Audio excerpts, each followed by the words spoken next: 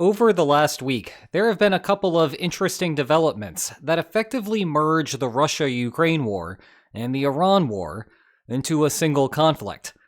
We are still not at a true world war, as there is no one actor fighting on two fronts simultaneously like the United States during World War II. But it is further connecting the battlefield outcomes, and it will have longer-lasting implications for how the battle lines are divided. Yep, we are adding a new connection between Ukraine and Saudi Arabia, plus strengthening the tie between Russia and Iran.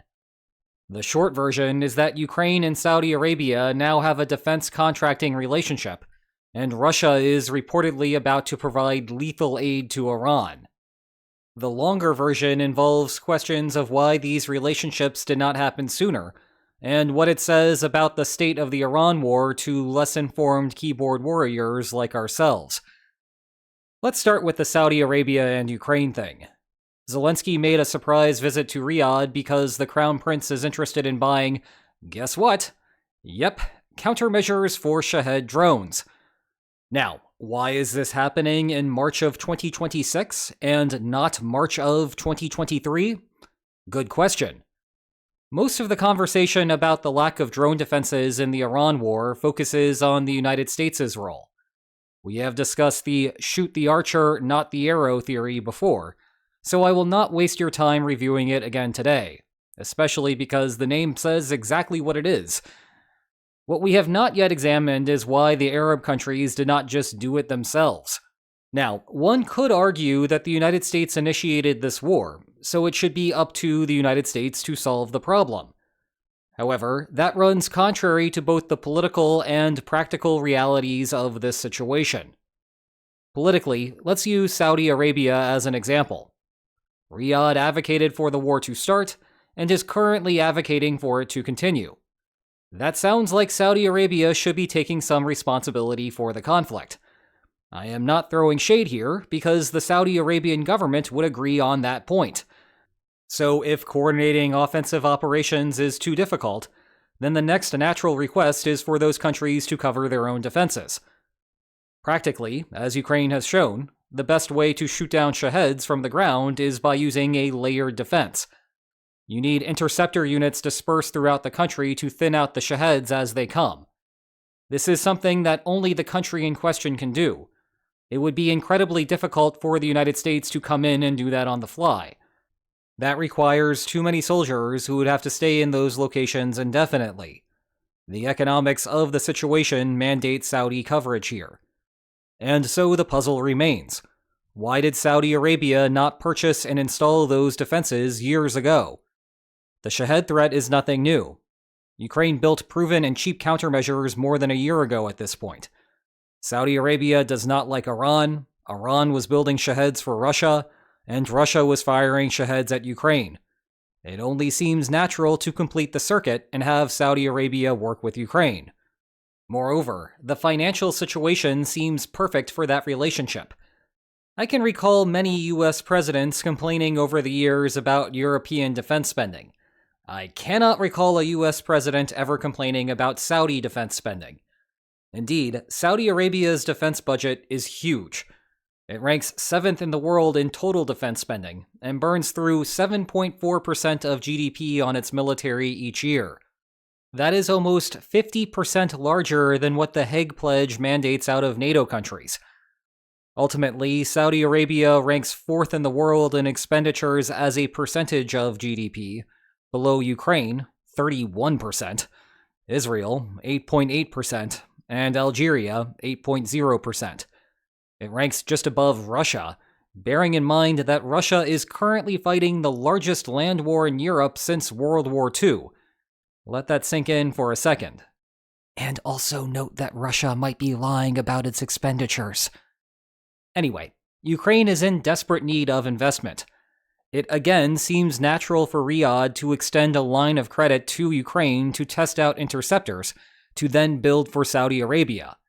And even if Ukraine's factories are too busy with producing interceptors for domestic consumption, which Ukraine does not think is the case, nothing stops a licensing agreement to set up factories in Saudi Arabia. Yet, despite all that, there was no agreement until March 2026. The problem was that Saudi Arabia and others, including Israel, were trying to have it both ways. They wanted to be aligned with parts of the Western coalition, while still maintaining friendly ties with Russia.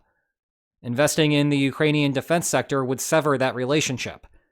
Thus, Saudi Arabia was not receiving the type of technical transfers from Ukraine as NATO constantly has been. Hence the precarious position that they found themselves in on February 28th. At this point, though, there is no more tightrope to walk. The war is real. Shahed attacks are not a hypothetical. If Saudi Arabia wants the best solutions today, then Ukraine must become a partner. And this will keep Saudi Arabia in this larger defense ecosphere well after the Iran war ends. It is a safe bet that the Russia-Ukraine war will continue past the end of active hostilities in the Middle East. Saudi Arabia will want to build up a net for, say, 9 months from now, when the fires may begin again. All the while, Ukraine will happily take any investment that it can find in its defense sector, perhaps foreshadowing the role it will play with NATO countries once the war ends. To close this point, Saudi Arabia and others miscalculated in their decision to hold off working with Ukraine. That happens in international relations all the time, but they are now realizing their mistake and changing course accordingly. And if it was unclear whether Saudi Arabia made the right choice to change its strategy, all you had to do was look at the concurrent headlines. Indeed, our second topic is Russia providing direct lethal aid to Iran. Even if you find this development unsurprising, the details reveal some interesting information. As a general point, military aid does two things. The obvious effect is to improve battlefield outcomes for the recipient. The less obvious effect is to alter the capabilities and incentives for the parties to stop fighting, either through military victory or negotiated settlement. Thus, if we want to understand Russia's choices, we need to first think about the goals that the Kremlin is pursuing. A defining characteristic of the world at war is that the Western coalition shares a policy goal, while the counter-coalition shares common means to differing ends. Russia's overarching goal is to put itself in a better position to obtain its own policy goals, in particular, acquiring more territory and influence in Eastern Europe. It does not directly care much about what is happening in the Middle East or along the Taiwan Strait. Indirectly, it cares a great deal, because an enfeebled Western coalition facilitates grabbing more land in Ukraine. This is the reason why China has just sat back and enjoyed the show for the last month, and to a lesser degree, the last 4 years. Even if Russia and Iran lose their respective wars, it is possible that China emerges a victor anyway. In contrast, the Western coalition sinks or swims together. The more concrete implication here is that the Kremlin wants the war to continue in Iran. Why?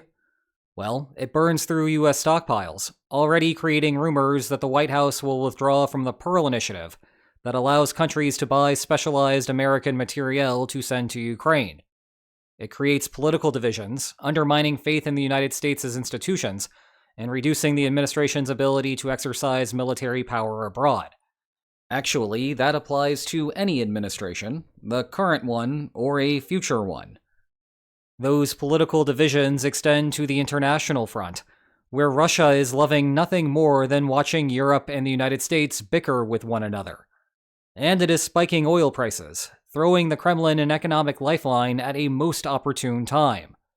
If we rewind to the start of the Iran war, I know, an entire 4 weeks ago, Russia did not offer assistance that came at a great cost. Rather, Moscow began sharing intelligence and targeting assistance with Iran.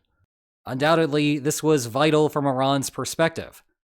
But the true cost of creating intelligence networks is in building the systems. Once constructed, the marginal cost of sharing information is close to zero. It is the same reason that the United States has continued to provide intelligence assistance to Ukraine, despite Trump's reservations about everything else. Thus, as long as the Kremlin even slightly benefited from Iran doing well in the war, then Iran would receive that assistance. Fast forward to today, and now we are starting to see Russia make some meaningful trade-offs. The reports indicate that the Kremlin plans to send medicine, nothing serious, food, whatever, and drones. Oh. Yes, soon enough, Russian weapons will kill US service personnel, and likely many from the Arab coalition. Again, Saudi Arabia is feeling quite satisfied with its decision to support Ukraine here. Now, we cannot rule out the possibility that Iran still produces some components of the Shahed drones that ultimately come out of Russian factories, and Tehran is leveraging that to get some support from Russia. But I have explored that possibility before, so let's assume otherwise and see where it takes us. We also need to assume that the drone shipments are substantial, otherwise this is a whole lot of nothing. Based on the reporting, though, it seems that the US government sources believe that the shipments are non-trivial, so again, we will go with that for the rest of this video. Clearly, this comes at a significant cost to Russia. The front line in Ukraine is not frozen, but the last few weeks have been a net wash in territorial exchanges, with Ukraine still taking advantage of the Starlink shutdown in some locations, and Russia exploiting Ukraine's long-running problems elsewhere. The point is, now is not the time to hand out drones unless you receive something significant in return.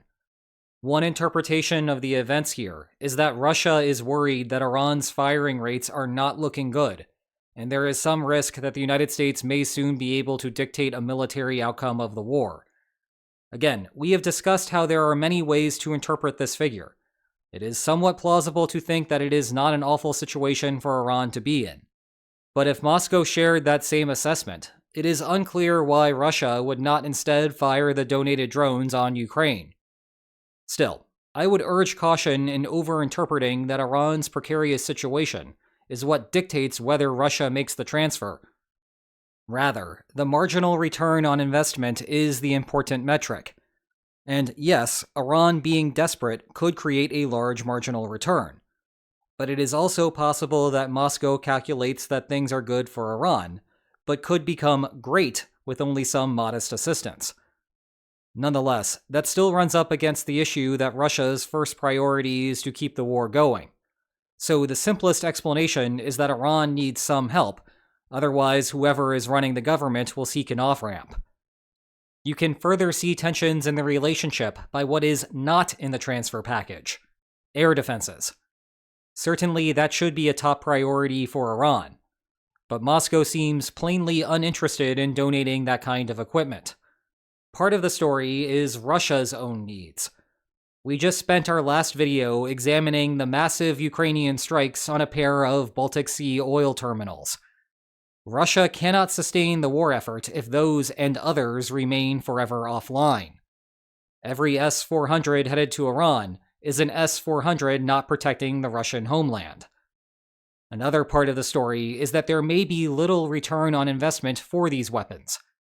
Remember how the West was reticent to help Ukraine with heavy equipment in the opening months of the invasion, for fear that Russia would just steamroll into Kyiv anyway? Well, you could tell a similar story here, where Russia does not want Iran's air defenses to simply turn into US target practice, like was the case on the opening day of the Iran war. Remember, what determines assistance is the marginal rate of return. Lastly, there is a practical problem. S-400s require some hands-on training to be effective. That would mean sending Russian soldiers to Iran to physically be on the battlefield to teach Iranian soldiers in live combat. In turn, you would have situations where Russian soldiers could kill American pilots.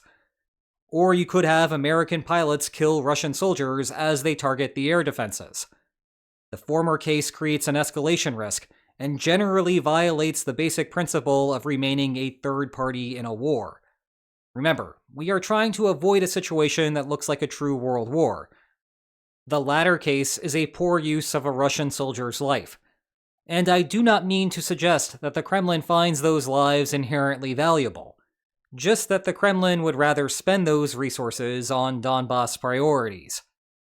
So, what are our takeaway lines for today? Well, Saudi Arabia is getting deeper into the Western coalition by purchasing Ukrainian systems, a sentence that might have caused me to lose all credibility if I uttered it 5 years ago. Russia is giving lethal aid to Iran. This is not a good signal about Iran's military situation, from the Iranian perspective. But no one in the West should think that it means that the game is about to end. This video is about to end, though. Day 29 in a row is now in the books. Please grant me a 23 3/4 hour break while you watch one of these alternative videos in the meantime. And if you enjoyed today's video, then please like, share, and subscribe, and I will see you next time. Take care.